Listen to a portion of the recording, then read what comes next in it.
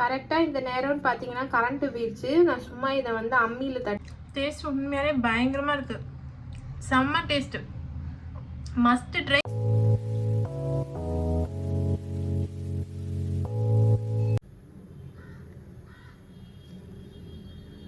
Hi friends, welcome to Gayathri Karthik channel.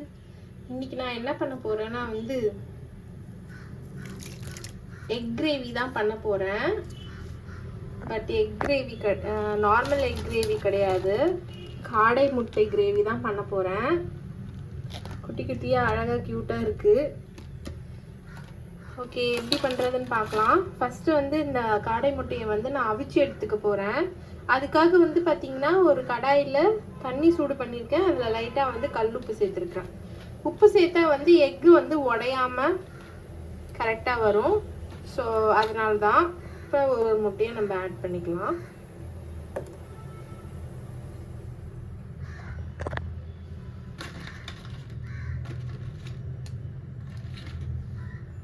இது வந்து ஒரு பாக்ஸில் வந்து பார்த்திங்கன்னா 12 முட்டை இருந்துச்சு. என் பொண்ணு வந்து பார்த்திங்கன்னா எனக்கு வந்து ஹாஃப் பாயில் சாப்பிடுவா. அவளுக்கு வந்து ஹாஃப் பாயில் வேணும் அப்படின்னு சொல்லிட்டு 2 முட்டையை வந்து குட்டி ஆஃப் பாயில், மினியேச்சர் ஆஃப் பாயிலாம் எங்கேருந்து தான் கற்றுக்குறாங்கன்னே தெரிய மாட்டேங்குது. அந்த 2 முட்டையை வந்து குட்டி குட்டியாக ஆஃப் பாயில் போட்டு சாப்பிட்டாங்க. ஸோ இதில் மொத்தமாக 10 முட்டை இருக்குது. இதை வச்சு தான் இன்றைக்கி நம்ம எக் கிரேவி, காடை முட்டை கிரேவி எப்படி பண்ணுறதுன்னு பார்க்க போகிறோம். ஃபஸ்ட்டு இதை வந்து நல்லா வந்து கொதிக்க வச்சு எடுத்துக்கலாம். இது சீக்கிரமாக வேகாது, கொஞ்சம் நேரம் ஆகும். ஒரு 5 to 8 minutes ஆகும். 2 minutesல வெந்துரும்னு சொல்கிறாங்க. பட் அது வேக மாட்டேங்குது, உள்ளே வந்து கொலன்னு இருக்குது. ஸோ வந்து பார்த்திங்கன்னா நல்லா வந்து நம்ம ஒரு 10 நிமிஷம் வரைக்கும் வேக வச்சு எடுத்துக்கலாம். இப்போ நல்லா கொதி வந்து நல்லா வெந்து வரட்டும். நெக்ஸ்ட்டு என்ன பண்ணுறதுன்னு பார்க்கலாம். இதுக்கு வெஜிடபிள்ஸ்லாம் கட் பண்ண, வெங்காயம் தக்காளிலாம் நான் அதெல்லாம் போய் கட் பண்ணிவிட்டு என்ன பண்ணுறதுன்னு சொல்கிறேன். காடை முட்டை வந்து பார்த்திங்கன்னா நல்லா வந்து வெந்து வந்துருச்சு. இப்போ இந்த தண்ணி இருத்துட்டு நான் உரிச்சு எடுத்துக்க போகிறேன். இப்போ வந்து பார்த்திங்கன்னா மசாலா இதுக்கு அரைக்கணும். அது என்னென்ன அரைக்கிறேன்னு சொல்லிட்டு பார்ப்போமா. மசாலாவுக்கு வந்து பார்த்திங்கன்னா ஒரு 10 சின்ன வெங்காயம் சேர்த்துருக்கேன். இது கூடயே வந்து பார்த்திங்கன்னா 2 சின்ன துண்டு இஞ்சி சேர்த்துக்கிறேன். இது கூடயே வந்து ஒரு 5-6 பல்லு பூண்டு சேர்த்துக்கிறேன். அப்புறமேட்டு சோம்பு, மிளகு 2த்தையும் சேர்த்துக்கிறேன். ஃபஸ்ட்டு வந்து இதை அரைச்சி எடுத்துக்கலாம். இதை அரைச்சி எடுத்துக்கிட்டோடனே இந்த 2 தக்காளியும் சேர்த்து அரைச்சி எடுத்துக்கலாம். ஃபஸ்ட்டு இதை அரைச்சிக்கலாம். கரெக்டாக இந்த நேரம்னு பார்த்தீங்கன்னா கரண்ட்டு போயிடுச்சு. நான் சும்மா இதை வந்து அம்மியில் தட்டி எடுத்துக்க போகிறேன். அம்மியில் தட்டி எடுத்துகிட்டு எப்படி பண்ணுறதுன்னு பார்க்கலாம். தக்காளியை வந்து கட் பண்ணியே சேர்த்துக்கலாம். வாங்க எப்படி பண்ணுறதுன்னு பார்க்கலாம். ஃபஸ்ட்டு வந்து இப்போ இதை நான் அம்மியில் வச்சு நுணுக்கி எடுத்துகிட்டு வந்துடுறேன். பார்த்தீங்கன்னா அம்மியில் வந்து நச்சுட்டு வந்துட்டேன். ஓரளவுக்கு பரவாயில்ல. மிக்ஸி ஜாராக இருந்தால் இதெல்லாம் நல்லா மைய அரைச்சிட்டு அப்புறம் தக்காளியும் போட்டு நல்லா வந்து அரைச்சி ஒரு மசாலாவை வச்சுருப்பேன். வெங்காயம் கட் பண்ணிவிட்டு இப்போ தக்காளி கட் பண்ணிக்கிட்டேன். அவ்வளோதாங்க, வேறு என்ன பண்ணுறது, நேரத்துக்கு ஏற்ற மாதிரி மாறிக்க வேண்டியது தான். கரண்ட் போச்சு. ஸோ வந்து இப்போ நம்ம கட் பண்ணி எப்படி செய்யலான்றது பார்க்கலாம். இதில் வந்து பார்த்திங்கன்னா சின்ன வெங்காயம், இஞ்சி, பூண்டு, சோம்பு, மிளகு இதெல்லாம் சேர்த்து அரைச்சி வச்சுருக்கேன். ஓகேவா. வெங்காயம் தக்காளி கட் பண்ணி வச்சுருக்கேன். கருவேப்பிலை எடுத்து வச்சுருக்கேன். கடாய் வந்து அடுப்பில் வந்து சூடாயிடுச்சு. இப்போ வந்து எண்ணெய் சேர்த்துக்கலாம். நான் நார்மல் கோல்ட் வினர் தான் சேர்க்குறேன். நீங்கள் எந்த எண்ணெய் வேணால் சேர்க்கலாம். கடலை எண்ணெய் சேர்த்துக்கலாம், நல்லெண்ணெய் சேர்த்துக்கலாம், எந்த எண்ணெய் வேணும்னாலும் சேர்த்துக்கலாம். எண்ணெய் சேர்த்துட்டு தாளிப்புக்கு வந்து கடுகு, சீரகம் சேர்த்துக்கலாம். கடுகு சீரகம் நல்லா பொரிஞ்சு வரட்டும்.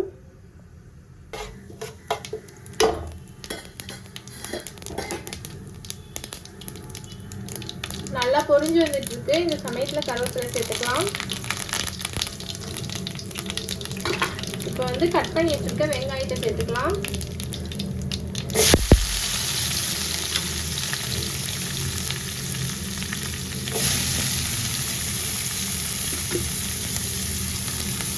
சேர்த்து நம்ம நல்லா வெங்காயத்தை வதக்கி எடுத்துக்கலாம்.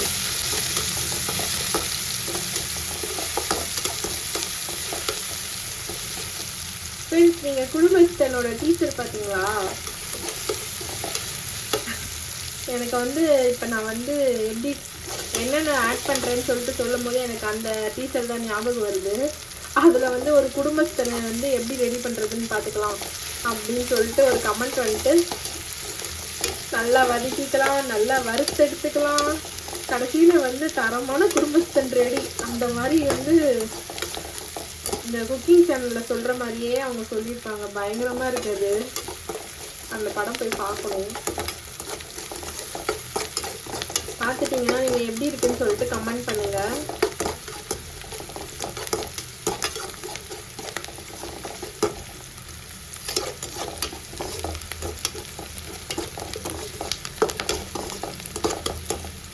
இப்போ வந்து நல்லா வதக்கி எடுத்துக்கலாம். வெங்காயத்தை இந்த குடும்பஸ்தன் படத்தில் சொல்கிற மாதிரி நல்லா வதக்கி எடுத்துக்கலாம்.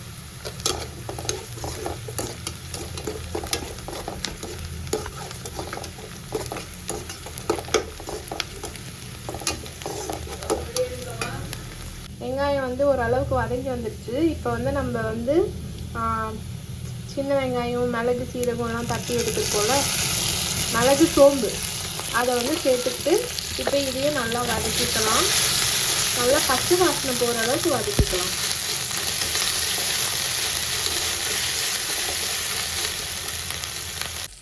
சூப்பராக வதங்கி வந்துடுச்சு. நல்லா வதங்கிடுச்சு. வாசனையாக இருக்குது. அந்த சோம்பு ஸ்மெல்லு, சின்ன வெங்காயம், பூண்டு, இஞ்சிலாம் ஸ்மெல்லு வருது. இப்போ வந்து தக்காளி சேர்த்துக்கலாம்.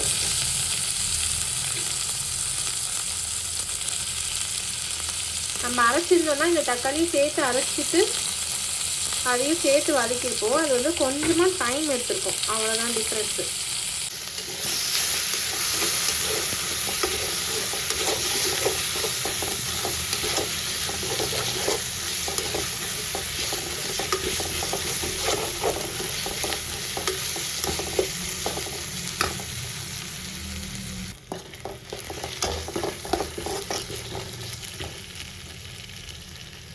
தக்காளி வதங்கிட்டு இருக்கு. இந்த நேரத்தில் வந்து பார்த்தீங்கன்னா மஞ்சத்தூள், உப்பு சேர்த்துக்கலாம்.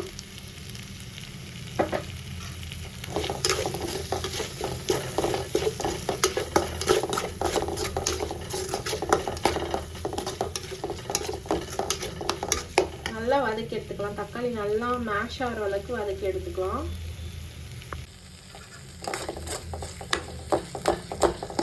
பாருங்க, தக்காளிலாம் நல்லா மேஷ் ஆகிட்டு வந்துருச்சு.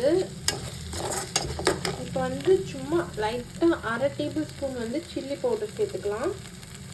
1/2 டேபிள் ஸ்பூன் கூட கிடையாது, அதை விட கம்மியாக தான் சேர்க்குறேன்.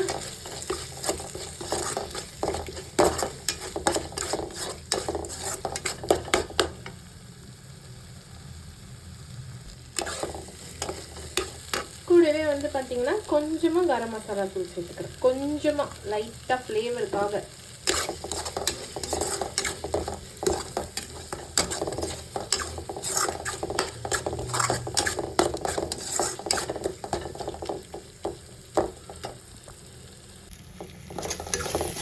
எண்ணெய் பிரிஞ்சு வருது பார்த்தீங்களா? லைட்டாக ஒரு 1/4 கிளாஸ் அளவு வாட்டர் சேர்த்துக்கலாம். சேர்த்து ஒரு மிக்ஸை கொடுத்து ஆனால் கிரேவி கன்சிஸ்டன்சியில் எடுத்துகிட்டு வந்துடலாம். சாரிங்க.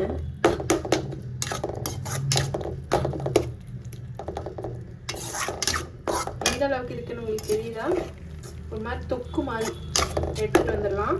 இதை வந்து அப்படியே ஜஸ்ட் ஒரு எண்ணெய் பிரிஞ்சு வரும்ல, லைட்டாக அப்படியே ஸ்லோவில் வச்சிங்கன்னா அப்படியே எண்ணெய் பிரிஞ்சு வரும்.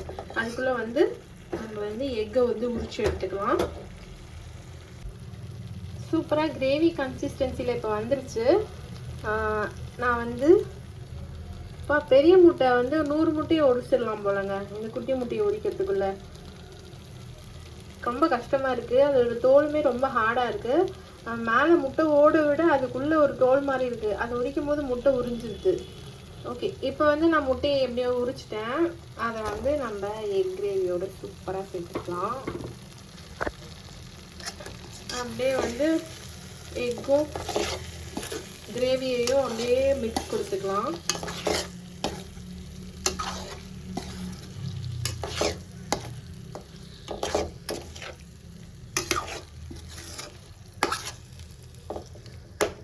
கொடுத்து ஒரு சும்மா அந்த காரெல்லாம் இறங்கணும்ல அது வரைக்கும் ஒரு 5 மினிட்ஸ் வந்து விட்டுக்கலாம். ஸோ அந்த காரெல்லாம் வந்து உங்கள் எக்குக்குள்ளே வந்து நல்லா இறங்கும். உங்களுக்கு நல்லா இன்ஃப்யூஸ் ஆகிருக்கணும்னா வந்து முட்டையை வந்து சின்ன சின்னதாக கிழிச்சிருங்க. நான் ஆல்ரெடி முட்டையை வந்து உரிக்கும் போது கிளின்னு கிழிச்சிட்டேன். ஸோ வந்து எனக்கு அந்த அவசியம் தேவையில்லை. நீங்கள் கரெக்டாக அழகாக உரிச்சு எடுத்தீங்கன்னா அழகாக சின்ன சின்னதாக ஒரு கட் போட்டிங்கன்னா சூப்பராக வரும். பார்க்கவே வந்து பயங்கர சூப்பராக ஸ்பைஸியாக இருக்குல்ல. டேஸ்ட்டும் அப்படி தான் இருக்கும்னு நினைக்கிறேன்.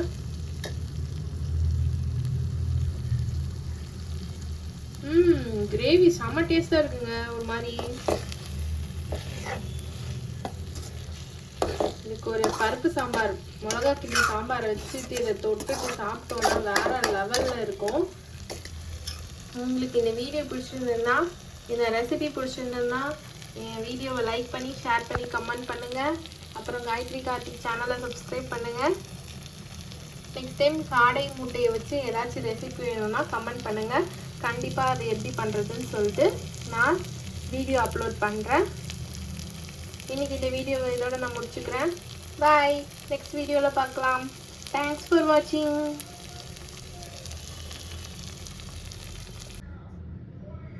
கடைசியில் கொஞ்சமாக கடாயில் போட்டு சாப்பாடை பரட்டிட்டேன். முட்டை பாருங்க இவ்வளோண்டு தான் இருக்குது. கண்டிப்பாக இந்த முட்டைலாம் வாங்கி சமைக்கணும்னா ஒரு 2 பிளேட் வாங்கி சமைச்சாதான் கரெக்டாக இருக்கும்.